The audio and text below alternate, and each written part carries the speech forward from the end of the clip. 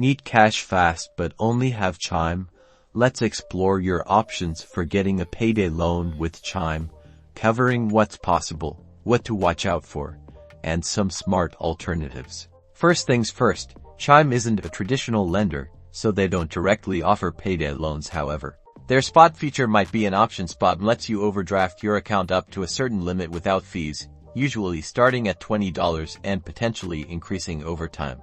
To be eligible for Spot, you'll need to receive qualifying direct deposits of $200 or more each month. Also, make sure your Chime account is active and in good standing. Keep in mind that your Spot limit is discretionary and may change. If Spot isn't enough, consider exploring payday loan apps that are compatible with Chime. Many apps can deposit funds into your Chime account. However, be extremely cautious of high interest rates and short repayment periods associated with payday loans. It is essential to read the fine print and understand the total cost before you borrow.